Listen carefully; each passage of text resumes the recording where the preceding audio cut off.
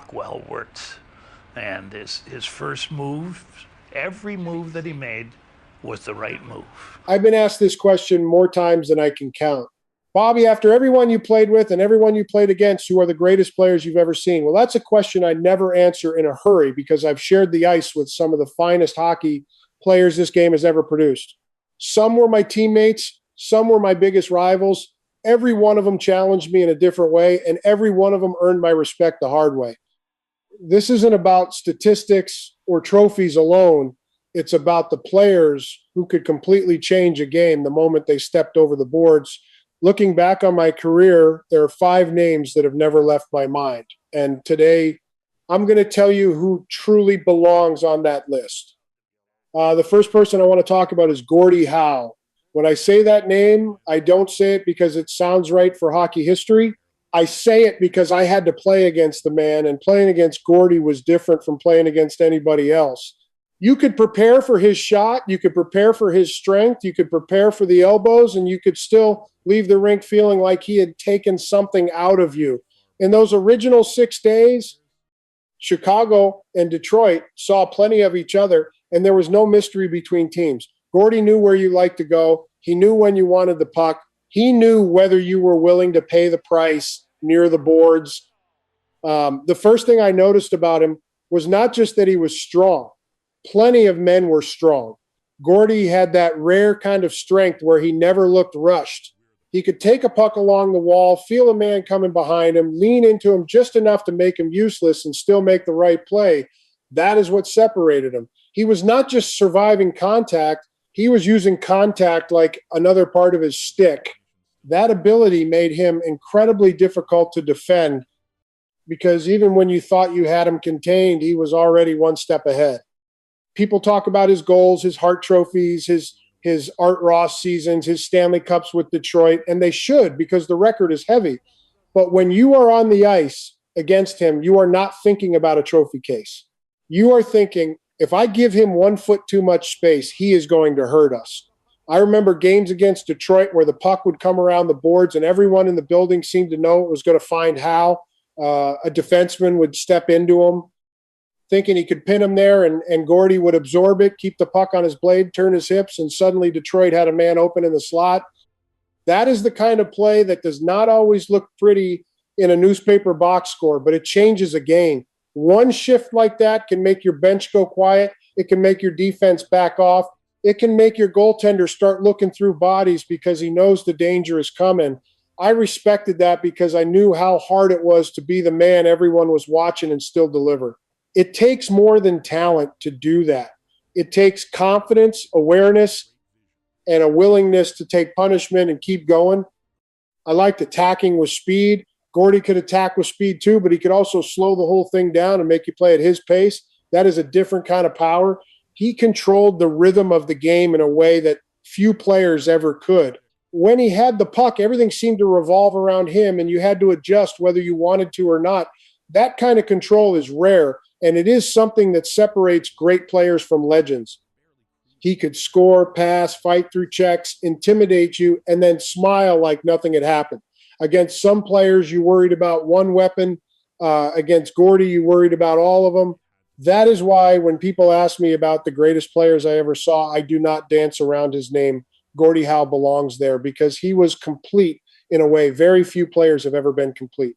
He could beat you with skill, strength, patience, or plain stubbornness. And in hockey, that is about as dangerous as a man can get. The first person I want to talk about is Stan Mikita. Now, Stan was not just a great player I watched from across the ice. Stan was right there with me in Chicago, shift after shift, season after season, and that changes the way you understand a man's greatness. When you play beside someone, you see things the crowd does not see. You see how fast he thinks before the puck even gets to him. You see how he handles pressure when the building is tight and the other team is leaning on you. With Stan, I learned early that he did not need to be the biggest man on the ice to control the game. He controlled it with his mind, his hands, and that sharp little sense of timing that made defenders look late even when they were in good position. People remember my shot, and I understand that, but a shot like mine needed someone who could find the right inch of ice at the right second. Stan could do that. He could take a puck in traffic, make one small move, and suddenly the whole defensive box opened up. We won the Stanley Cup together in 1961. And when I think back to that run, I do not just remember goals or cheers. I remember the way Stan competed when there was no clean ice left. In the playoffs, everything gets harder. The hits come quicker, the passing lanes disappear, and every mistake feels bigger. Stan had a way of staying calm in that mess. There were nights when a defenseman thought he had closed him off near the boards, and Stan would come out with the puck anyway, not by overpowering the man, but by reading where the pressure was coming from before it arrived. That is hockey intelligence. That is not something you teach easily. I remember sequences where we were under pressure and Chicago needed one clean play to breathe. Stan would get the puck low, protect it, pull one checker toward him, then slide it into space where I could step into it. That is the kind of play people miss if they only look at who scored. But I never missed it because I was the one waiting for that puck, and I knew how much skill it took to put it there. Stan went on to win Hart trophies, Art Ross trophies, Lady Byng trophies, and all of that tells you how special he was. But it still does not fully explain what he meant on the ice. He had fire when he was younger, real fire, and then he learned to discipline it without losing the edge. That impressed me. A lot of players either play hard and lose control or they play clean and lose bite. Stan found a way to be dangerous, smart, and controlled all at once. As a teammate, he made you better because he demanded that you be ready. You could not coast with Stan Mikita on your line. He might find you when no one else in the rink saw the play coming, and if you were not prepared, that chance was gone. I respected that because great players do not just collect their own numbers. They raise the speed of thought for everyone around them. Stan did that for me, for Chicago, and for the whole game. And if I was the man coming down the wing with the big shot, Stan was often the man who made that shot possible. And that is why he belongs on this list.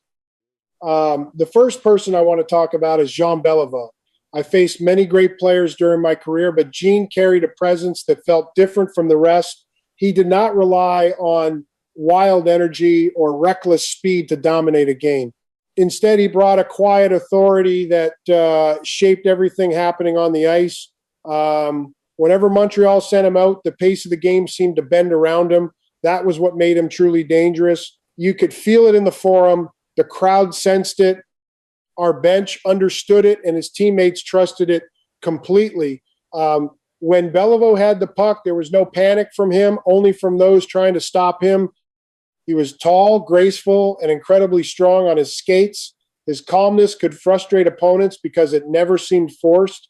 I played with speed and aggression, always pushing forward, but Gene played with control. He could carry the puck through the center of the ice and subtly slow everything down, giving himself just enough time to decide the perfect next move. That ability is rare. Montreal had many stars, yet Gene stood above them because he carried himself as if the game belonged to him. People often mention his Stanley Cups, his Hart Trophy, his Conn Smythe, and his years as captain of the Canadiens. Those achievements are important, but they do not fully capture what made him special. What I remember most is the challenge of defending against him when he dictated the pace. There were moments when we wanted to attack, to push the tempo, to turn the game into a fast battle. Gene would not allow it. He would receive a pass in the neutral zone, shield the puck with ease, glide just long enough to draw a defender toward him, and then deliver the puck to the right teammate at exactly the right moment. It sounds simple, but when you are chasing him, it feels impossible. I recall games where Chicago had strong pressure, the puck deep in Montreal's zone, and the crowd roaring. Then with one clean breakout led by Beliveau, everything changed. The pressure disappeared instantly. One pass, one smooth turn, one calm decision, and suddenly the ice opened in the opposite direction.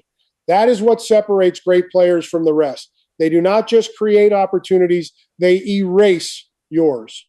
Gene could score near the net, pass through tight traffic, and use his strength without ever appearing to force the play. That made him difficult to handle. Opponents wanted to disrupt him, to throw him off balance, but he rarely gave them the chance. You could hit him, lean on him, crowd him, and still he seemed to have an extra moment to think. In hockey, that extra second is everything. I respected him deeply because his leadership was clear without being loud. He did not need to shout or demand attention. His presence alone guided his team. You could see it in how Montreal followed him. A captain like that transforms a team, making experienced players more composed and younger ones more confident. Against him, discipline was essential. One mistake, one wrong move, and he would take advantage before you even realized it. To me, that is true greatness. It is not always about speed or power. Sometimes it is about control, patience, and the ability to shape the game itself. Jean Beliveau did that better than almost anyone I ever faced, and that is why he deserves to be remembered among the very best. The first person I want to talk about is Bobby Orr. Now, I knew what speed looked like. I built a career on making defensemen turn their hips too early, backing them up with my legs, and making goaltenders worry about the shot before I even crossed the blue line. So when I say Bobby Orr changed the speed of the game, I do not say that lightly. He was not just fast. A lot of players can be fast in a straight line. Orr was fast with the puck, fast without the puck, fast in his decisions, and fast in the way he turned defense into attack before the other team could even organize itself. That is what made him different. He came into the league and made everyone rethink what a defenseman was supposed to be. Before him, most defensemen were judged by how well they cleared the front of the net, moved the puck safely, and kept forwards from getting clean chances, or did all of that. But then he added something nobody was ready for. He could take the puck behind his own net, explode through the first layer of pressure across the neutral zone, and suddenly the defenseman was the most dangerous attacking player on the ice. That was not normal. That was a problem for every team trying to defend him. I remember watching him and thinking that his skating was not just quick, it was clean. He did not waste motion. Every stride had purpose. Every turn gave him another angle. If you chased him too hard, he slipped away. If you backed off, he gained the line and made you pay. People talk about his Norris trophies, his Hart trophies, his Conn Smythe, and the Stanley Cups in Boston, and they should, because those honors show how completely he dominated his position. But the real proof was in the panic he created. When Orr had the puck, you could feel defenders getting unsure. Do they step up? Do they stay back? Do they cover the winger or follow him? That hesitation was all he needed. The moment that always comes back is that 1,970 Stanley Cup final goal against Street. Louis, everyone remembers the image of him flying through the air after scoring in overtime, and it is a great picture, no question. But the greatness was not only in the flight, it was in how quickly he read the play, drove toward the crease, found the open space, and finished before anyone could close it off. The puck came to him, and in that instant, he did what great players do. He made the game simple while everyone else was reacting late. That is a hard thing to explain unless you have been on the ice with men like that. Orr had courage too. He played through contact, through attention, through pressure, and he still attacked. He did not sit back and protect his reputation. He forced the game forward. I respected that because hockey rewards men who take command, not men who wait for permission. Bobby Orr did not wait for permission from coaches, opponents, or old ideas about positions.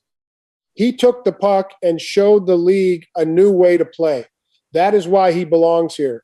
He was not only one of the greatest defensemen ever, he changed what greatness from the blue line could look like. And finally, I have to talk about Wayne Gretzky. Now Wayne came after my main years, so I am not going to sit here and pretend I spent my prime chasing him around the ice the way I did with the men from the original Six Days. But greatness does not stop because your own era ends. If you love hockey and you understand hockey, you know when a player changes the whole language of the game. Wayne did that. I was known for speed, power, and a shot that goaltenders had to respect from distance. Wayne was different. He did not beat people by overpowering them. He beat them because he saw the play before it existed. That is a frightening thing in hockey because most players are reacting to pressure, reacting to contact, reacting to where the puck is right now. Wayne was already playing where the puck was going next. People say he was not the biggest man, and that is true, but that misses the point. He did not need to be the biggest man because he rarely put himself in a place where size was the deciding factor. He found soft ice. He found quiet space. He turned the area behind the net into his own office, and from there he made defensemen look like they were guessing. I watched him with Edmonton, and what stood out was not just the points, even though the points were unbelievable, the Stanley Cups, the Hart trophies, the scoring records, the assists, all of that speaks for itself. But the real beauty was how calm he looked while destroying a team's structure. A defenseman would follow him behind the net. The goaltender would peek over his shoulder. Another defender would drift too low, and suddenly Wayne had already moved the puck into the slot. It was not luck. It was manipulation. He made men move where he wanted them to move. That is one of the hardest things in hockey. Anybody can pass to an open man if the lane is already there. Wayne created the lane before the pass. I remember watching those Oilers teams and seeing how every player around him seemed faster because Wayne gave them the puck at the exact moment they were dangerous. A winger did not have to slow down. A defenseman did not have to force the shot. The puck arrived with purpose. That is what separates a great scorer from a player who controls an entire game. Wayne could score, of course, but his passing was the weapon that made everyone afraid. You could defend the shot and still lose. You could cover the obvious man and still lose. You could think you had the play sealed off, and he would find the one place nobody else saw. I respect that deeply because I know how hard it is to have the whole building waiting for you to do something and still do it better than they expected. In my day, I wanted to drive through you with speed and make you deal with the shot. Wayne made you deal with your own uncertainty. He turned hesitation into goals. He turned space into points. He turned smart players into spectators for half a second, and half a second in hockey is enough to finish you. That is why I have to put him here. Gretzky proved that greatness is not always the hardest shot or the strongest body. Sometimes greatness is the mind that sees the game before everyone else even knows what they are looking at. When I look back at those 5 names, I do not see one single version of greatness. I see 5 different ways a man can take control of hockey. Gordie Howe showed me what complete power looked like. He could score, pass, hit, protect the puck, and make you feel every inch of the rink. Stan Mikita showed me how dangerous a brilliant hockey mind could be when it was working beside you, reading the ice before anyone else saw the play. Jean Beliveau showed me command. He did not need noise or panic. He controlled the game with patience, strength, and leadership. Bobby Orr changed what a defenseman could be. He took the puck from the back end and turned it into an attack before the other team could even breathe. And Wayne Gretzky showed that the greatest weapon in hockey can be vision, the ability to see the play before it happens and make everyone else chase shadows. That is why I do not judge greatness by one thing. It is not only goals. It is not only cups. It is not only trophies. Greatness is what happens when your presence changes the way the other team plays. Greatness is when men on the bench sit up straighter because they know one mistake against you can end up in the net. I played this game hard. I respected men who earned their space the hard way. These 5 did that in their own style, and that is why their names stay with me. So now I've told you my list. What does yours look like?